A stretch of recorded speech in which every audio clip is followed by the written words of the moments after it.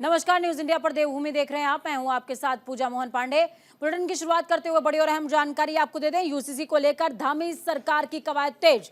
आज देहरादून में कैबिनेट की बैठक होगी। शाम को 4 बजे बैठक की शुरुआत होगी। सचिवालय में बैठक का आयोजन। बैठक में यूसीसी का ड्राफ्ट पेश होने वाला है। बैठक के बाद विधानसभा में पेश होगा ड्राफ्ट। सीएम धामी की अध्यक्षता में आज शाम 4 बजे देहरादून में कैबिनेट की अहम बैठक होगी और इस कैबिनेट बैठक में समान नागरिक संहिता का ड्राफ्ट पेश किया जाएगा।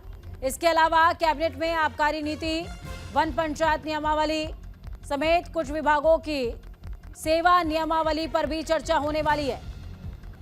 कैबिनेट में पास होने के बाद समान नागरिक संहिता के ड्राफ्ट को विधेयक के रूप में विधानसभा में पेश किया जाएगा। आपको ये बताते चले कि आम जनता के साथ साथ साधु संतों ने भी सीएम धामी के इस प्रयास को सराहा है।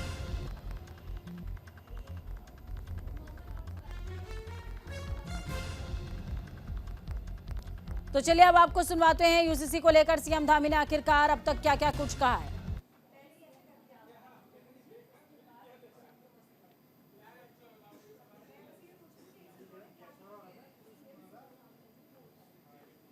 वेब पोर्टल लॉन्च किया गया और वेब पोर्टल में 2,33,000 लोगों ने अपने विचार दिए और प्रदेश के लगभग 10% परिवारों का इसमें कहीं ना कहीं उनके विचार सम्मिलित हो गए और ये देश का पहला ऐसा काम है समान नागरिक संहिता का जिसके लिए इतनी बड़ी संख्या में ये पहला उदाहरण है कि 10% लोगों ने प्रदेश के अंदर अपनी राय इस पर रखी है। देश का अंतिम गांव कहा जाता था। हमारे प्रधानमंत्री जी ने उस गांव को प्रथम गांव की संज्ञा दी, माड़ा गांव, और माड़ा गांव से हमारे जो जनजाति समूह के लोग थे उनके साथ संवाद हुआ और संवाद में लगातार पूरे प्रदेश के अंदर 43 स्थानों पर जन संवाद के कार्यक्रम हुए। लोगों से उनकी राय ली गई, उनके विचार जाने गए। हमने पहली बार विधानसभा का उत्तराखंड का जो आम चुनाव हुआ था उस चुनाव के समय आप सबके समक्ष हमने ये संकल्प रखा था, हमारे प्रधानमंत्री आदरणीय नरेंद्र मोदी जी के मार्गदर्शन में और उन्हीं की प्रेरणा से हमारी पार्टी ने ये संकल्प पत्र उत्तराखंड की देवतुल्य जनता के सामने रखा था कि नई सरकार के गठन होते ही हम सबसे पहले कोई काम करेंगे तो वो समान नागरिक संहिता को लाने के लिए कमेटी बनाने का काम करेंगे। उस दिशा में हम आगे बढ़ेंगे और हमने कमेटी का गठन किया और जो हमने वायदा किया था उस वायदे को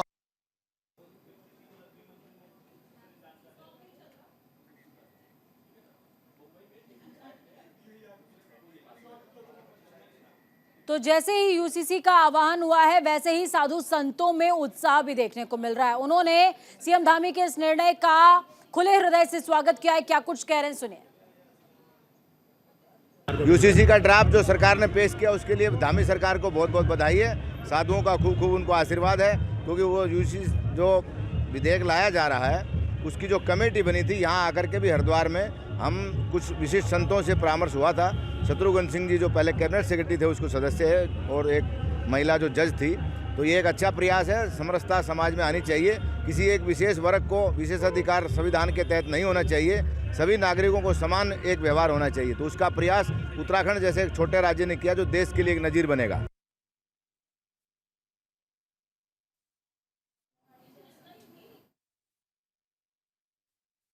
विधानसभा में आएगा, देश का पहला राज्य बनेगा जहां यूसीसी एक कानून के रूप में लागू होके और ये एक मार्गदर्शक बनेगा हिंदुस्तान के अन्य राज्यों के लिए।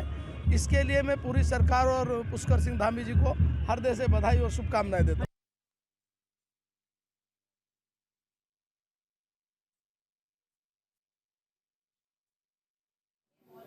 तो बैठक में ड्राफ्ट पेश किया जाएगा। आपको बता दें ये ड्राफ्ट 4 वॉल्यूम यानी कि 4 पार्ट में 740 पन्नों का है।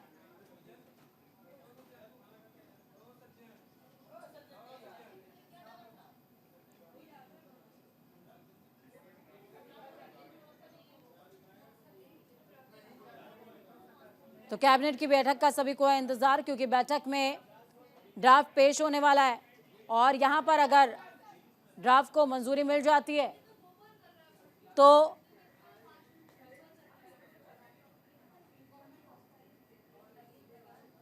आपको बता रहे हैं कि यूनिफॉर्म सिविल कोड असल में है क्या, एक देश और एक कानून। यानी कि जब हम भारत में रहते हैं और अलग अलग समुदाय के लिए भी अलग अलग नियम है, लेकिन इसके बाद एक जैसा नियम होगा। विवाह हो, तलाक हो, गोद लेने की तमाम बातें हो, या फिर संपत्ति में बंटवारा हो या संपत्ति पे अधिकार हो, वो सभी के लिए एक जैसा होने वाला है। इसके अलावा परिवार के सदस्यों के आपसी संबंध और अधिकारों में समानता होगी। जाति, धर्म या परंपरा के आधार पर नियमों में कोई भी रियायत नहीं की जाएगी। अभी क्या होता है कि मुस्लिम धर्म का कोई व्यक्ति है या हिंदू धर्म का कोई व्यक्ति है, सिख, ईसाई, कोई अलग अलग धर्मों के हैं तो उनके अलग अलग नियम है, लेकिन यूसीसी जब लागू हो जाएगा तो ये नहीं होगा। किसी भी धर्म विशेष के लिए कोई अलग से प्रावधान नहीं होगा। क्या कुछ खास रहा है, क्या कार्यकाल रहा है कमेटी का, समझिए। 27 मई 2022 को गठित की गई थी एक्सपर्ट्स की कमेटी, जिसकी अध्यक्षता रंजना देसाई ने की थी, जो कि सुप्रीम कोर्ट की रिटायर्ड जज हैं। 27 नवंबर 2022 को 6 महीने का समय दिया गया था। फिर 27 मई 2023 को 4 महीने का कार्यकाल और ज्यादा बढ़ा दिया गया। उन्होंने कहा कि 6 महीने के अंदर ये सब कुछ नहीं हो सकता है, तो 4 महीने कार्यकाल को और ज्यादा बढ़ा दिया गया। फिर उसके बाद 4 महीने का कार्यकाल और बढ़ा। ये धीरे धीरे कार्यकाल बढ़ता रहा और इसी तरीके से जो एक्सटेंशन है वो कुल मिलाकर के 4 बार एक्सटेंशन हुआ है कार्यकाल का। 26 जनवरी को 15 दिन के लिए कमेटी का जो कार्यकाल है वो एक्सटेंड किया गया और 26 जनवरी के एक्सटेंशन के बाद अब ये रिपोर्ट धामी जी के हाथों में है, ड्राफ्ट उनके हाथों में है और वही ड्राफ्ट आज कमेटी के सामने रखा जाएगा, कैबिनेट बैठक में रखा जाएगा।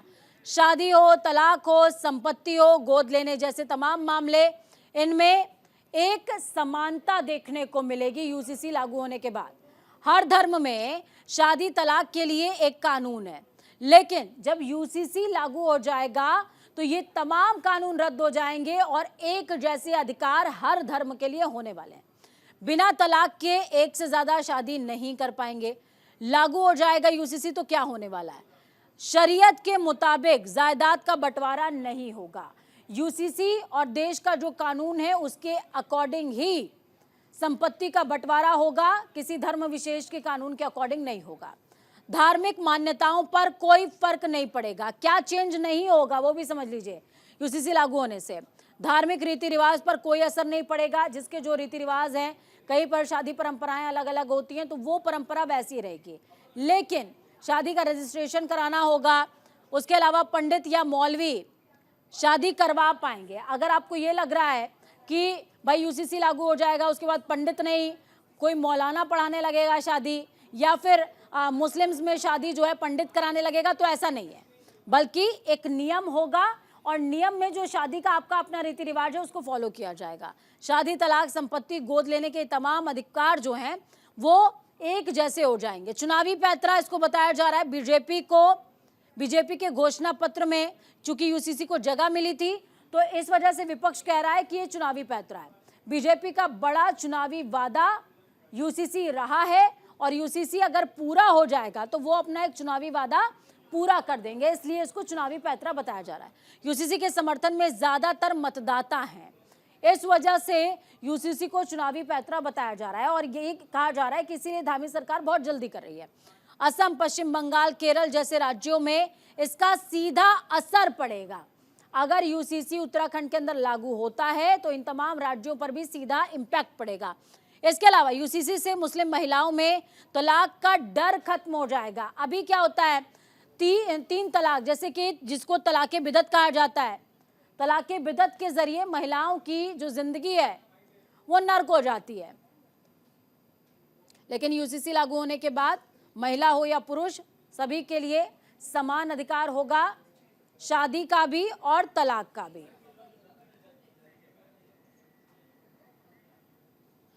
तो यूसीसी पर बेस्ड एक गाना रिलीज हुआ है। सीएम धामी ने लॉन्च किया है सॉन्ग। सीएम आवाज पर गाने की लॉन्चिंग की गई। भूपेंद्र बसेरा ने यूसीसी पर आधारित ये गाना गाया है। यूसीसी के प्रति जागरूक करना मकसद है इस गाने का।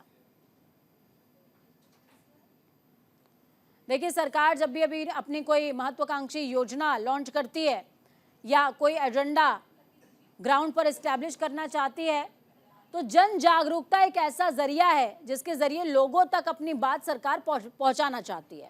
अब ऐसे में यूसीसी पर आधारित गाना भी रिलीज हुआ है ताकि लोग ज्यादा से ज्यादा यूसीसी के प्रति अवेयर हो सकें।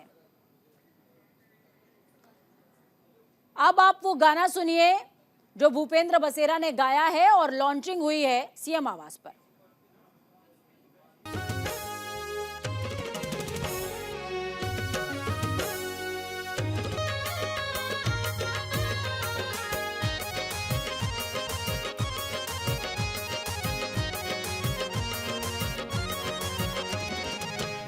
करने वाले सारे कानून होंगे खत्म, अब न दिला पाएगा छूट कोई जाति धर्म। भेद करने वाले सारे कानून होंगे खत्म, अब न दिला पाएगा छूट कोई जाति धर्म। अब न रहेंगी बहनें दुखिया गम में डूबी सी, हक मिलेगा उनको अपना, रहेंगे रूठी सी। क्या हुआ भैया, क्या हुआ ऐसा? आ रहा है यूसीसी एक्ट, नया यूसीसी।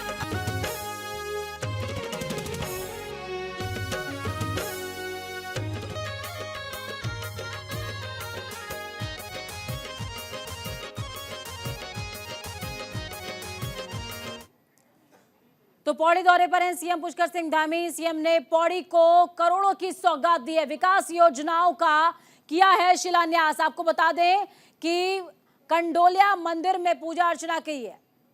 सीएम ने प्रदेश की समृद्धि की इस दौरान कामना भी करी। सीएम धामी भव्य रोड शो करते हुए नजर आए। शहीद जसवंत सिंह की मूर्ति का अनावरण भी सीएम पुष्कर सिंह धामी ने इस दौरान किया है। तो पौड़ी दौरे पर पहुंचे सीएम पुष्कर सिंह धामी। सीएम ने प्रदेश की समृद्धि की कामना इस दौरान की है। तो वहीं सीएम धामी ने केंद्रीय उद्योग मंत्री से मुलाकात करी। भारत, आपको बता दें कि इलेक्ट्रॉनिकल्स की अप्रयुक्त भूमि पर चर्चा इस दौरान की गई है। 492 एकड़ भूमि उत्तराखंड सरकार को देने का अनुरोध सीएम ने किया है। मुख्यमंत्री पुष्कर सिंह धामी ने नई दिल्ली में केंद्रीय उद्योग मंत्री डॉक्टर महेंद्र नाथ पांडे से मुलाकात करी। सीएम धामी ने केंद्रीय मंत्री से Bharat heavy electricals limited Haridwar की अप्रयुक्त 492 एकड़ भूमि का स्वामित्व उत्तराखंड सरकार को देने का अनुरोध किया है।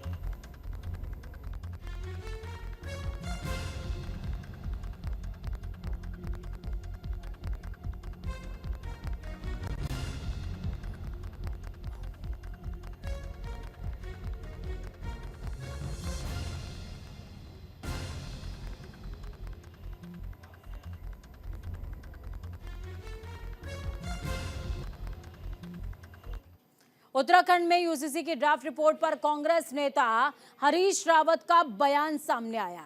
उन्होंने कहा कि केंद्र सरकार उत्तराखंड को कहीं ना कहीं एक तरीके से टोकन बनाना चाहती है, तो फिर बीजेपी इसे केंद्र में क्यों नहीं लेकर के आई? उत्तराखंड में अगर यूसीसी लाया जा रहा है तो केंद्र में क्यों नहीं लाया जा रहा है? ये हरदा ने दोहराया है। केंद्र सरकार ने, माननीय प्रधानमंत्री और गृह मंत्री जी ने उत्तराखंड को टोकनिज्म के लिए, प्रतीकात्मकता के लिए उपयोग में लाए हैं, ताकि ये भी हो जाए कि हमने कॉमन सिविल कोड लागू करने की प्रक्रिया प्रारंभ कर दी है और हमारे जो 3 वचन थे वो तीनों वचन हमने देश से पूरे कर दिए हैं, और दूसरी तरफ जो है कुछ करना भी ना पड़े। यदि ये इतना ही आवश्यक है देश के लिए जितना उत्तराखंड के संसाधनों को, हमारे भारी संसाधन इसमें व्यय हुए हैं, और यदि इतना ही आवश्यक था तो फिर केंद्र में क्यों नहीं लाएगा? अब उत्तराखंड का कानून तो जो है उत्तराखंड की सीमा से बाहर लागू ही नहीं होगा, कहाँ लागू होगा? और जो उत्तराखंड में हमारे पड़ोस से आएंगे चल करके, उनमें पड़ोस का कानून लागू होगा। कई तरीके की विसंगतियाँ हमारे राज्य के अंदर खड़ी हो जाएंगी, कानूनी विसंगतियाँ खड़ी हो जाएंगी। तो वहीं बीते दिनों बीजेपी के प्रदेश प्रभारी दुष्यंत गौतम ने एक विवादित बयान देकर सियासी गलियारों में हलचल पैदा कर दी है।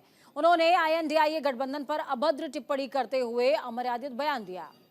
इसी को लेकर कांग्रेस पुरजोर विरोध में सामने आ गई है। तो वहीं बीजेपी के प्रदेश अध्यक्ष महेंद्र भट्ट अपने ही प्रभारी का समर्थन करते नजर आ रहे हैं।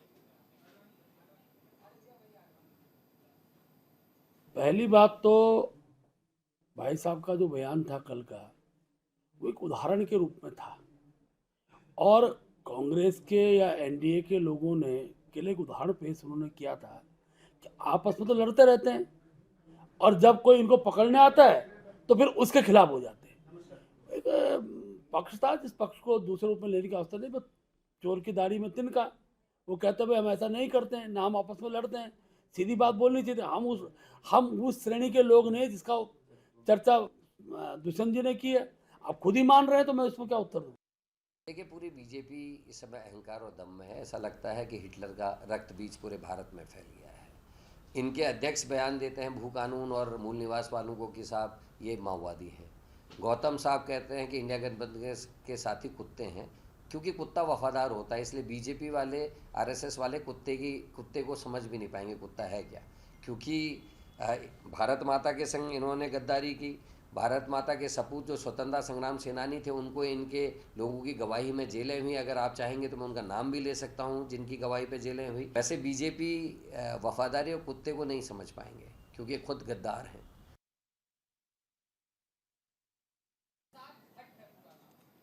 कांग्रेस के वरिष्ठ नेता और पूर्व सांसद प्रदीप टमटा ने केंद्र सरकार के अंतरिम बजट को निराशाजनक करार दिया है।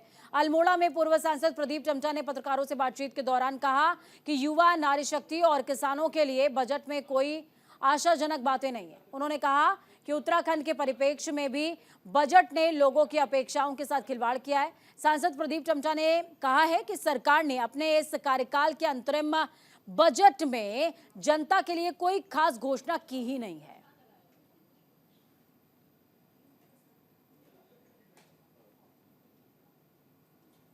बजट पूरी तरह से निराशाजनक है।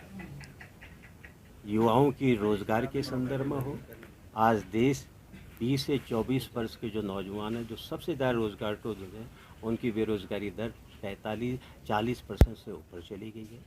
पिछले 45 वर्षों में हम सबसे ज़्यादा बेरोजगारी की दर इस समय है इस देश में।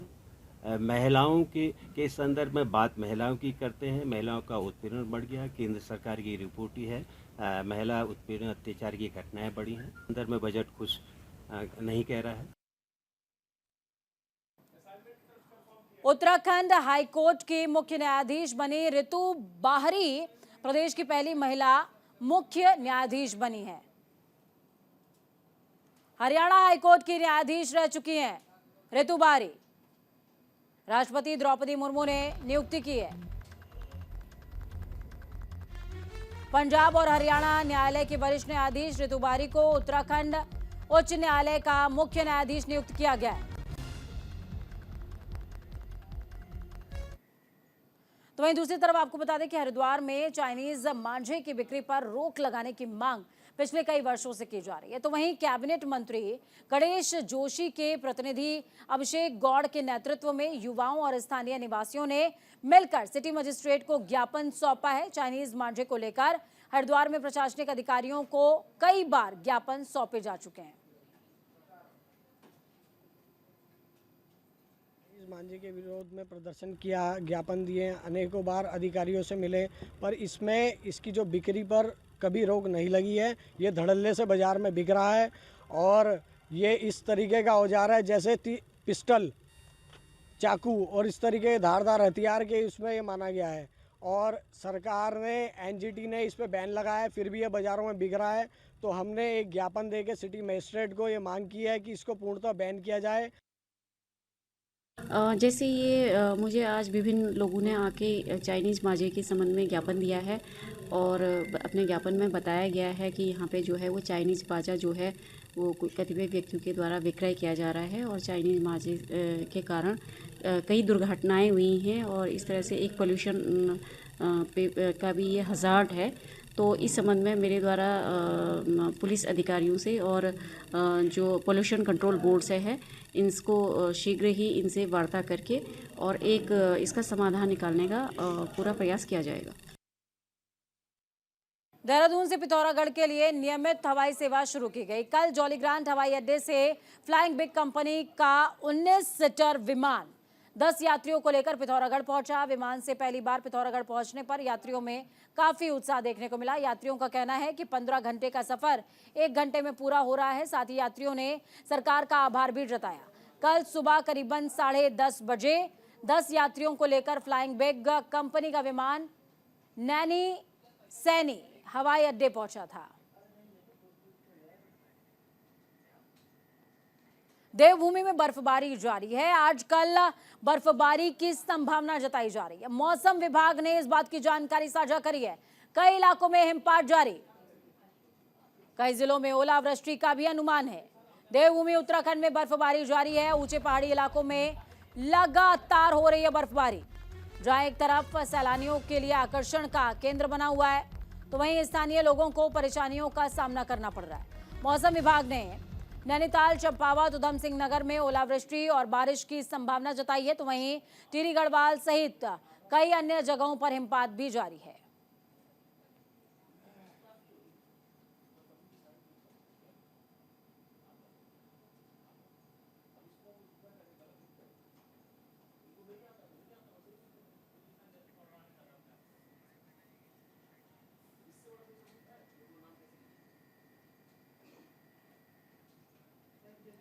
तो अब आपको दिखाते हैं कुछ ऊंचे पहाड़ी इलाकों की तस्वीरें जो आपका मन मोह लेंगे, जिसे देखकर आप भी देवभूमि भ्रमण विचार करने को मजबूर हो जाएंगे।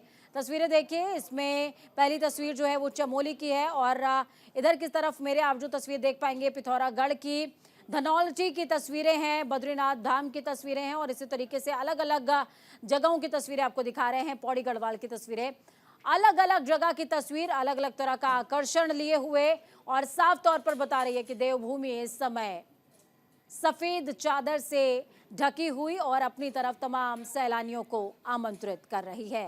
इस बुलेटिन में फिलहाल खबरों का सफर यहीं तक। बुलेटिन के उस पार ताजा अपडेट्स के लिए देखते रहिए न्यूज़ इंडिया, क्योंकि हम हैं राष्ट्र की आवाज। नमस्कार।